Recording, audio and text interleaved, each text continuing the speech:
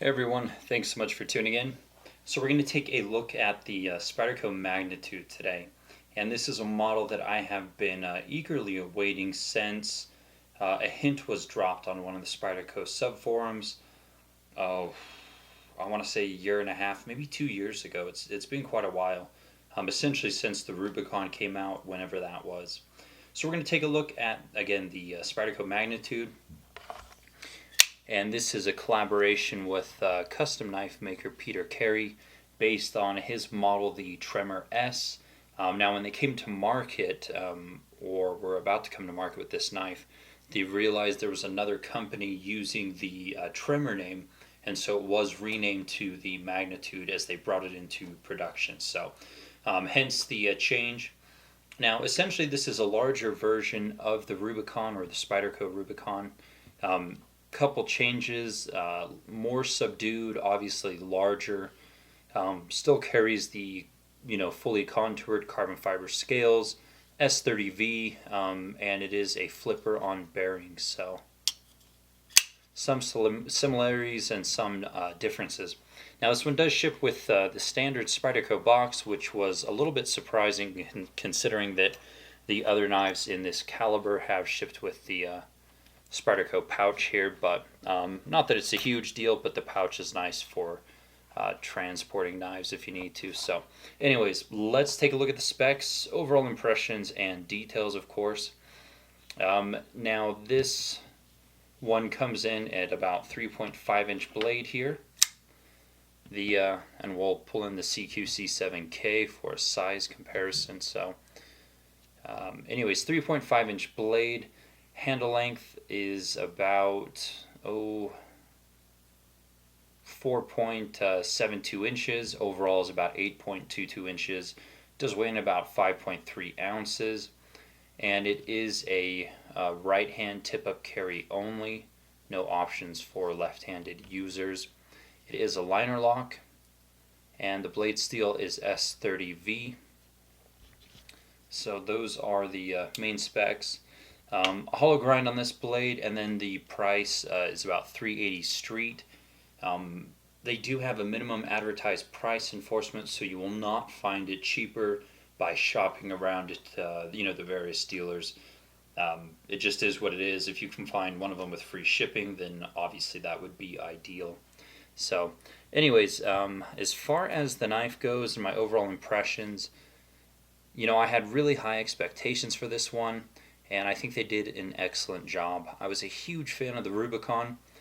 There were some changes that I do kind of miss that the Rubicon had, but the fit and the finish and the action, everything about this knife is top notch. There are a couple things that you could potentially nitpick, and we'll talk about those in a moment. But one thing that I do miss that the Rubicon had was the full polished carbon fiber scales that used bright orange for the pivot collar and the back spacer. On this one, since it is a larger, more tactical size knife, they toned it down a little bit, went with the non-polished carbon fiber, went with brown instead of bright orange. So one change that I was kind of sad to see was the change to the flipper tab shape. On the Rubicon, it's essentially kind of at a 45-degree angle right here, and then there is some texturing or jimping at the top. And I really did think that was one of the best flipper tab shapes that I have ever used on a knife. I've recommended that shape to numerous custom makers to prototype and try. So a little remiss to see they went with a kind of a pullback style flipper, whereas the Rubicon was kind of a diagonal movement, if that makes sense. Now this one does work, and it works fairly well, but I did prefer the flipper tab on the Rubicon. Anyways, again, overall impressions, really did a great job. There are going to be some differences between the custom, and we'll talk about it in a little bit, but I mean, this thing is exceptional. Again, if you took off the Spyderco logo and it was marketed to you as a knife that was partially machine made and part made by hand by Peter Carey, I think just about anyone would believe that picking one of these up. So Fantastic fit and finish, great design, great size, a lot of really good things to say about the knife. So let's get into the details on it. Now, first and foremost, we have a beautiful, kind of somewhat interesting blade shape here. It is done in S30V, and I think that is going to be one of the components that people are not terribly thrilled with. For such a premium knife in, pretty much the $300 range, why S30V? And I was talking to Peter about it, and S30V and S90V were kind of both on the table.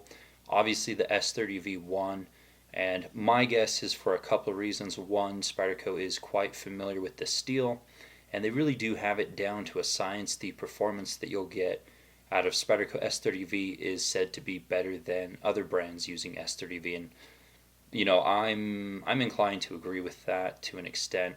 They do a fantastic job with their Mule series, where they really get knives in people's hands to prototype. So a lot of T&E, and they've done S30V for quite a long time. So anyways, there are going to be people who are still unhappy with S30V, but it is a good all-around steel, and I don't think that anyone buying or carrying this knife is really going to push S30 to its max potential. So it is what it is. Now, the finishes are quite nice. You have some horizontal satins. You have some vertical satins here on the primary bevel. Again, tons of belly. Interesting, attractive blade shape. You do have some very functional jipping here on the spine of the blade, and as you can see, it is sloped up, and so it functions tremendously well as a traction point. There is, of course, some jimping here on the front of the flipper tab, which is quite nice. Again, it's not as good as the Rubicon, in my opinion, but it does work quite well. So action is actually it's superb. I mean, this is the smoothest Spyderco that I've handled thus far. Tops all of the other bearing models that they've done.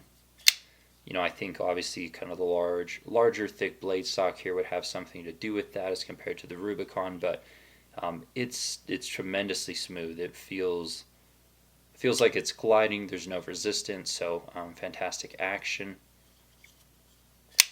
What else? Spyderco logo, CPM S30V.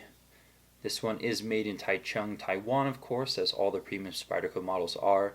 And then we do have the Peter Carey logo. So as far as deployment methods, again, the flipper tab works beautifully.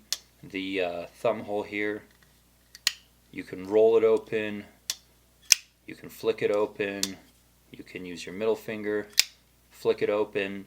The D10 is dialed well for pretty much all of those applications. So yeah, they all work beautifully. Again, that action is fantastic. So now we come to the kind of the main portion here. We do have titanium liners. We do have some really nice low void carbon fiber. I don't think that I've seen any voids on this one in particular. Maybe the slightest bit there, but overall really high quality carbon fiber on this one. The pivot collars here are seamless. You don't really feel any transition between the two. You do have the Peter Carey style pivot. A lot of people use this pivot style now, but Peter was the first one to essentially use it. And then inside of the millwork there has been blackened. Apparently that was done with a laser, so really nice touch. A detail they could have overlooked, but they went ahead and did it. So again, it helps that pivot shape to stand out a little bit more. Now, the backspacer is also the same G10. They have gone ahead and made some significant improvements over the Rubicon. The Rubicon had some sharp edges. The backspacer was more pronounced. This one, there's no sharp edges. This is actually more in line with his custom and the backspacers that he does. So some really nice improvements here on this backspacer. Now, the pocket clip is going to be another area of contention for some people. Again, it's a spring clip. This one is stainless steel. It's been given a kind of a hard acid stonewash type of look. A couple things. I by and large give Spyderco a pass on the clips here because they do function really, really well. This one, they did go to some extra effort to create a clip custom or specific to this model. It's not like the same clip they throw on 90% of their knives. So, they made an effort. Still uses that 3 screw contact point, which again is great as a traction point as well to pull this thing out of your pocket. So quite a bit of spring pressure on this one. It does take a little bit of work to get in and out of the pocket currently, but no doubt that'll ease up over time.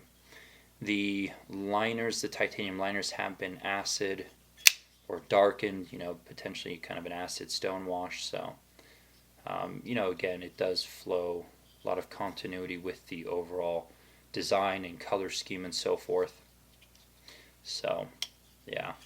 Again, really well done. Again, some people are going to have qualms with the S30V and the pocket clip.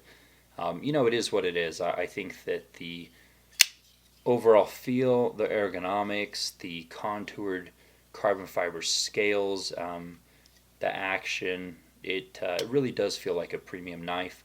Whether or not, the clip or the blade steel dissuade you from purchasing, totally up to you. But I think if you got this one in hand, you would agree that it feels like a knife in its price range. So, yeah. Now, how does this compare to a Peter Carey custom? So a couple of differences between this and a full custom. On his full custom, he does have a bit more rounding here in the flipper tab, so you don't really have, those edges up top. Not that they're sharp per se, but again, there would be more handwork in it. The grind on his is a little bit higher, slightly different shape. The pocket clip has a slightly different shape, and he would use 2 screws instead of 3.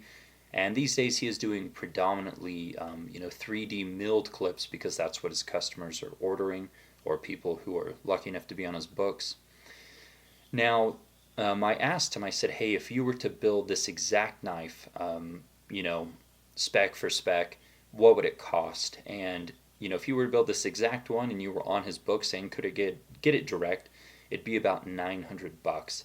So, at $280 for this one versus, essentially 3 times the price for an actual custom, there is definitely some value in acquiring the same feel, the same look for a third of the price. He's really happy with the fit and finish, with the quality, the way that these come out. He said this is the best representation of his work that has been done so far. So, different things to kind of keep in mind. And again, Peter Carey's books are closed, and they have been closed for actually I think 11 years now. So kind of a funny story he told me. When he moved to Texas, he decided that he wanted to be a full-time maker. And so to prove to his wife that it was a viable career choice, he opened up his books and he essentially filled them for the next 5 to 6 years. Now, 11 years later, he's still working on that same list. Now, one reason is that things always take longer than you assume they would. And the second is that now that his work is in high demand, a lot of his initial customers are people who got on the books that wanted a kind of plain or basic knife for use, have opted to change that to a full dress piece because his work is in higher demand. Either they're interested in the full dress piece or they know that they can essentially flip it for quite a bit of money. So, is what it is. He probably won't ever open his books again. Again, secondary market, you're definitely going to be paying more than, $900 for, again, a knife built exactly like this by him. So, yeah. What else? He does do some other, we could call them mid-techs if we want, part handwork, part machine done. Those are called the 50/50 nitros. Those are about $700, and that's going to be the cheapest way to get into his work. Again, assuming you could get it direct at a show, or if you were lucky enough to be on his books.